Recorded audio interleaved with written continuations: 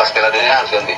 Kalau kita mau perform di Piala Dunia sudah harus ganti. Walaupun dia lolosin Ya, bukan gue nggak dukung dia.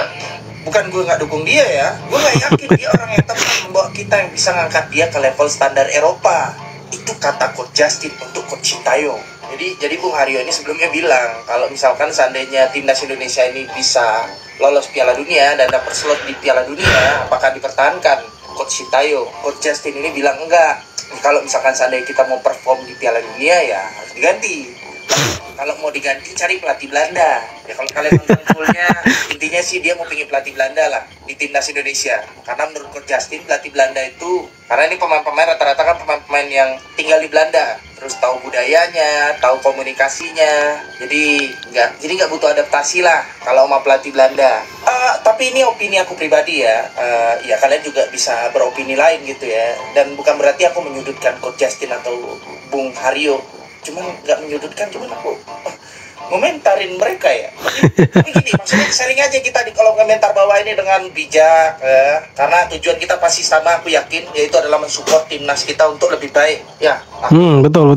Setuju dengan pendapatnya Coach Justin ini ya, walaupun aku tahu gitu loh, Coach Justin ini itu media besar, media yang punya kredibilitas, atau omongannya itu sering didengar lah sama media, sama fans sepak bola gitu. Tapi dengan dia bilang kalau misalkan seandainya Indonesia ini bisa dilolosin sama Coach Sintayong ke Piala Dunia, terus setelah lolos ini Piala Dunia dia dipecat, nggak tahu diri gitu deh. Dia dulu pernah bilang kalau misalkan seandainya timnas yang lagi dipilih sama Coach Sintayong ini kan sebenarnya ya bukan targetnya untuk bisa lolos Piala Dunia tahun 2026 ini. Dari awal tuh targetnya nggak ada ke situ gitu. Emang ini. Tapi semakin ke sini ya targetnya semakin jelas gitu. Padahal dulu tidak ada target apa-apa itu. Jangka panjang, mungkin Piala Dunia 2030 atau 2034. Jadi ini timnas ini disiapkan untuk itu. Dan Coach Justin ini pernah bilang masalahnya kayak gitu. Jadi dia nggak menaruh harapan besar untuk Piala Dunia 2024 ini. Karena dia adalah proyek jangka panjangnya Coach Sintayong. Tapi sekarang beda lagi apa yang dia omongin. Dia mau pelatih Belanda sekarang setelah gacor-gacornya timnas. Dulu dia pas podcast juga bilang dulu, siapa yang mau gantiin Sintayong ini gitu. Sedangkan Sintayong ini udah sangat cocok sama timnas Indonesia. Sekarang lain lagi gitu. Yang melolosin kita ke Piala Dunia. Pelatih yang udah ngekat generasi juga dan berani gitu. Terus tiba-tiba bisa bikin lolos kita Piala Dunia. Udah lolos, dipecat. Kalian pikir sedikit.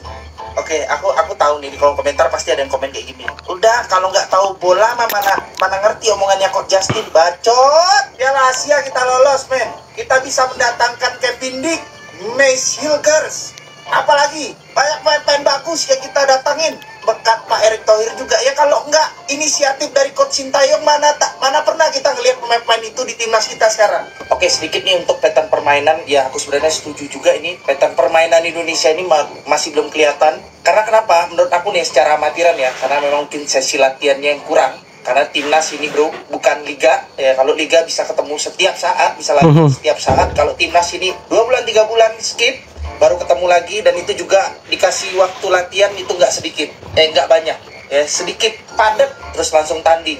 Jadi menurut aku ya latihannya kurang. Terus juga ini kualifikasi Piala Dunia lawannya juga keras-keras. Kenapa aku bilang soal lawan, siapa lawannya, bagaimana lawannya, berapa rank FIFA-nya, itu sangat mempengaruhi permainan Indonesia juga. Jujur Li, itu pengaruh kali. Karena udah sering gitu media-media pada bahas, kalau misalkan lawan kita itu Jepang, kita mainnya kayak gini kan? Kalau enggak nanti kita babak belur.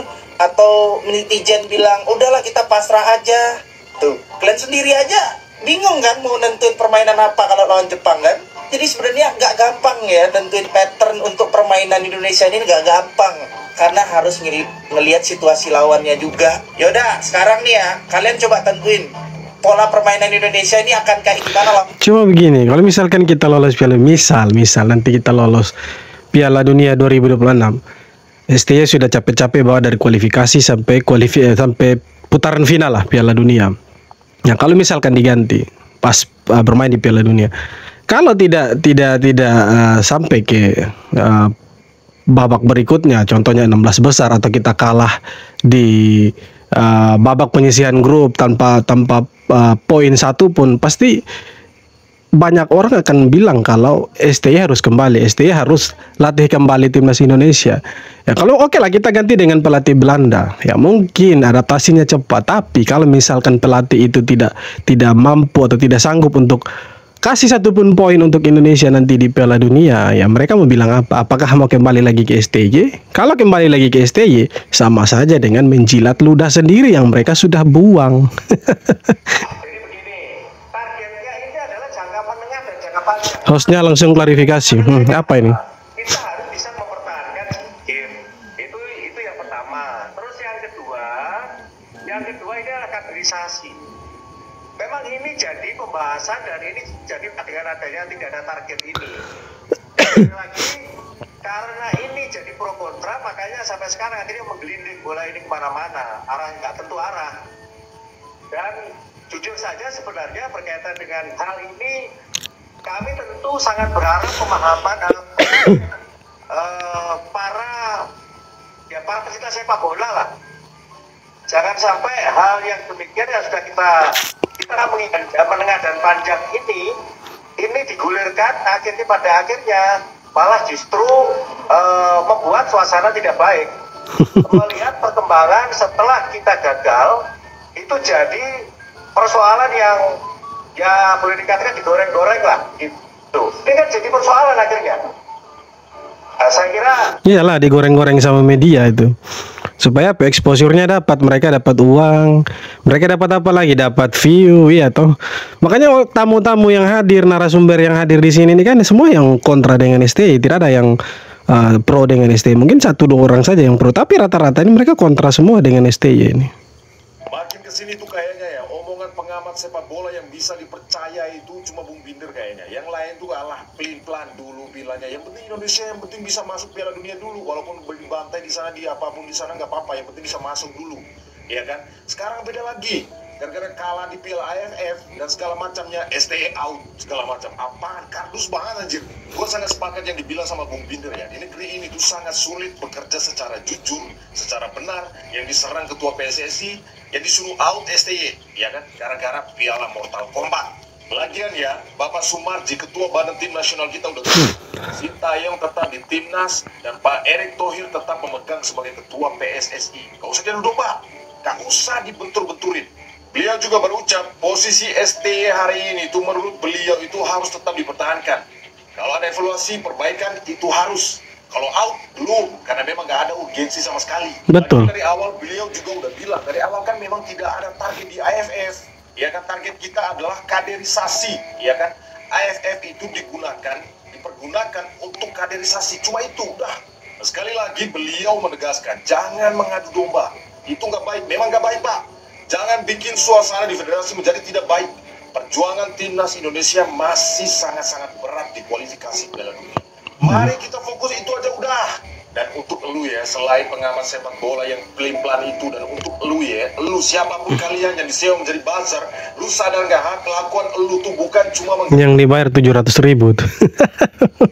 seorang STY, tapi juga timnas secara keseluruhan, bahkan rakyat Indonesia. Dan kalaupun misi kalian itu berhasil ya, misi kalian itu berhasil untuk memecat seorang STY, ganti pelatih baru pun siklusnya bakal tetap sama, nggak ada yang berubah kayak gitu terus aja terus dengan mental 700 perak seperti elu siapapun kalian buzzer yang dibayar itu. Sehingga untuk yang terakhir kalinya, ya kan, udahlah come on man, mari kita bekerja sama aja, saling support satu sama lain, ya kan, karena mimpi kita untuk bermain di Piala Dunia sebentar lagi udah di depan mata. Kita masih punya match penting nanti bulan Maret, masih ada match penting. Jangan membuyarkan fokus timnas, jangan membuyarkan fokus para pemain, karena lu tahu kelakuan lu itu dibaca juga beritanya sama pemain-pemain kita, dibaca juga sama mereka. Udahlah, kemudian jangan merusak.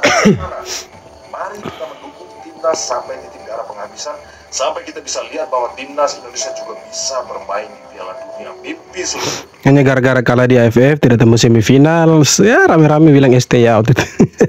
Dibayar 700.000, buzzernya langsung bacot besar lagi. Legenda timnas Indonesia, Greg Nokolo, buka suara soal perbedaan besar antara era timnas dulu dan sekarang.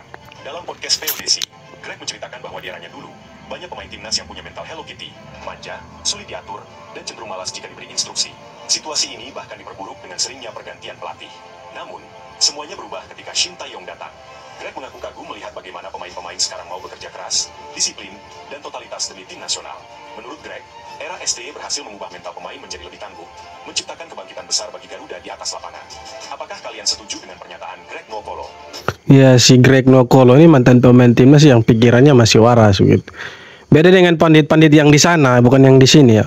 Pandit-pandit yang di sana yang seolah-olah mereka pernah bermain sepak bola, yaitu seolah mereka paling jago, tapi mereka kritik STY itu ya luar biasa hebatnya gitu. Seolah-olah STY itu bukan mantan pemain sepak bola, bukan pelatih. Seolah-olah mereka lebih STY dari STY itu. Ya jadi kalau si Greg bilang sekarang di zamannya STY timnas lebih bagus, ya memang betul. Karena dia mantan pemain timnas, dia rasa betul bagaimana era kegelapannya sepak bola Indonesia waktu dia masih jadi pemain timnas gitu. Masih main di Liga 1 juga ya, di Liga 1 zaman dulu. Ya sekarang ya sudah perbedaan di timnas. Makanya dia bilang pemain timnas zaman dulu itu mereka mentalnya Hello Kitty. Sekarang sudah bagus ya. Apalagi yang kita harus buktikan gitu. Ya nyatanya prestasinya sudah ada di tangannya STY gitu. Kita lolos 16 besar Piala Asia itu satu. Kemudian U23 juga sampai semifinal. Kita lolos langsung 2027 putaran final Piala Asia. Sekarang ada di ronde ketiga. Apalagi yang kita mau ngomong. Banyak sekali prestasinya STY. Belum lagi kalau kita bilang dengan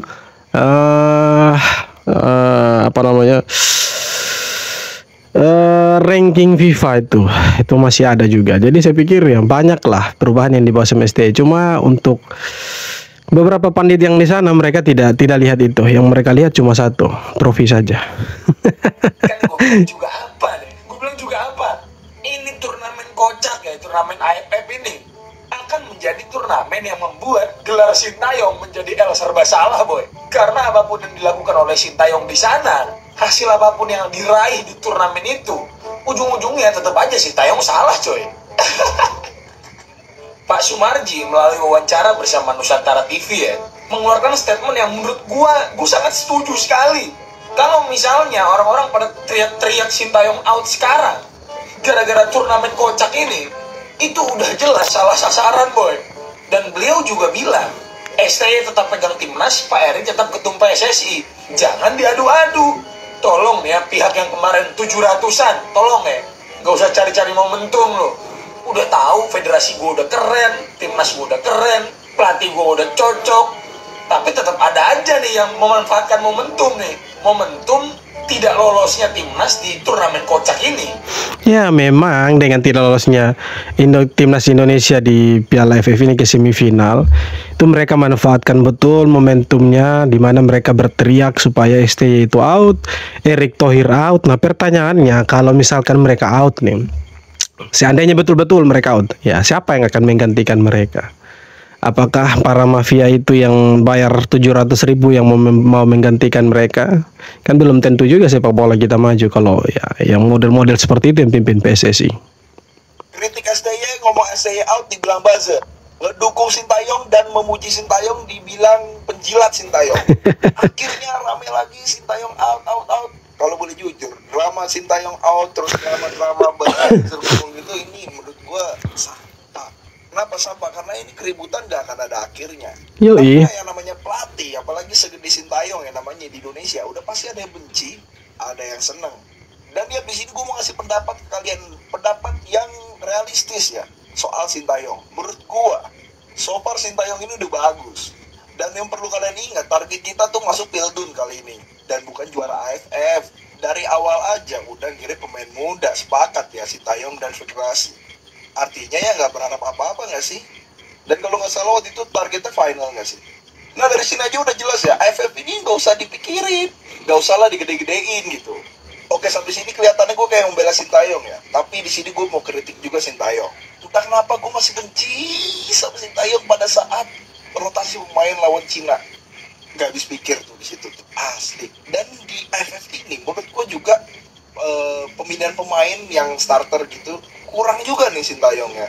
Gue gak tahu ya, ini menurut gue kalian setuju atau enggak. Karena menurut gue Shin Tae-yong itu kan pernah ngebawa pemain timnas U23 ya di Piala Asia. Itu Piala Asia loh, bukan AFF. Dan itu mainnya bagus. Nah sekarang bawa pemain muda juga, tapi ya U20 lah ya, U21. Dan mainnya kok nggak kayak di Piala Asia gitu. ya mungkin kapasitas pemain, tapi lagi-lagi ya kita kan berharap. Nah bedanya di Piala AFF ini kan nggak ada pemain keturunan ya kayak Piala Asia U23 kemarin. Nah disinilah yang menurut gua Sintayong tuh emang kayaknya butuh disuplai pemain keturunan, pemain yang berkualitas. Apakah salah sebuah pelatih pengen pemain yang bagus? Ya kagak. Dan di sini pemainnya nggak bisa dipanggil karena apa? Ya karena AFF. Kalau di Piala Asia bisa dipanggil, ini AFF. Lu lihat sendiri kemarin Tarkan mainnya. Lu bayangin itu si Hoki nih. Kemarin dia di story pacarnya dia katanya kebentur ya. Nah itu Hoki yang kena. Coba lu bayangin, Jaitzes palanya bocor. Terus teman-temannya di Venezia nanya, kepala lu bocor kenapa? Karena main di AFF. Aduh. Udah, janganlah dibesar-besarin. Udah, ini fokus aja nih ke ronde 3 Piala Dunia setelah ini ya. Sebenarnya Nah, dengan kita gagal lolos ke semifinal di AFF ini, itu kan kita tanpa pemain keturunan. Mungkin cuma satu, itu Rafael Struijk saja di situ. Nah, di sini kita membutuhkan sekali yang namanya pemain-pemain diaspora. Kita butuh sekali. Nah, semoga dengan adanya isu-isu seperti STY out, Erick Thohir out, dan STY tanpa pemain naturalisasi itu prestasinya nol, ya semoga ini membuka mata mereka yang kemarin-kemarin berteriak soal stop naturalisasi itu tidak penting, ya memalukan dan lain sebagainya. Semoga mereka itu matanya terbuka. Karena apa? Kita sudah pakai 100% pemain lokal, tapi kita tidak punya prestasi apa-apa. Ya, bayangkan ketika kita punya pemain diaspora itu ya 50-50 lah. Waktu kita di Piala Asia U23 itu memang rata-rata pemain muda juga. Nah, di AFF ini pemain muda juga. Di Piala Asia itu kita sampai semifinal, padahal lawannya itu berat semua. Bahkan Yordania kita bisa hajar 4-1. Korea Selatan pun kita bisa kasih pulang, mereka angkat koper duluan. Dan ya perbedaannya di situ, kualitasnya beda jauh sekali. Ya, kita lihat di AFF ini ya, tidak hanya kualitas permainan, tetapi dari skill individu secara ya pemain ke pemain, saya pikir masih kalah jauh dengan pemain-pemain diaspora. Ya dari situlah harusnya mereka lihat kalau perbedaan kualitas ini Indonesia harus ya, lebih banyak mendatangkan pemain-pemain keturunan. Pemain-pemain diaspora, pemain-pemain yang punya darah Indonesia itu harus didatangkan dan bela timnas Indonesia. Supaya apa? Supaya sepak bola kita lebih maju lagi, lebih berkembang lagi. Nah, kita lihat dengan adanya mereka, dampaknya positif untuk timnas kita. Nah, ketika mereka tidak bermain di timnas Indonesia untuk AFF, ya saya pikir kita lihat sendiri. Jelas buktinya ada bahwa ya, kita tidak bisa apa-apa gitu. Ini bukan berarti merendahkan pemain-pemain lokal, tapi memang faktanya memang berbicara seperti itu. Kalau pemain-pemain diaspora ini tidak bermain untuk timnas, pemain-pemain lokal kita bisa apa? Ya tidak bisa diharapkan. Bahkan untuk AFF pun ya kita tidak bisa berbuat apa-apa. Ya, walaupun dalam tanda kutip ya kita harus kasih tanda kutip juga. Walaupun dalam tanda kutip yang bermain di sini itu bukan murni U22, tapi ya mereka usianya itu 20-an tahun. Ya mulai dari 20 lah.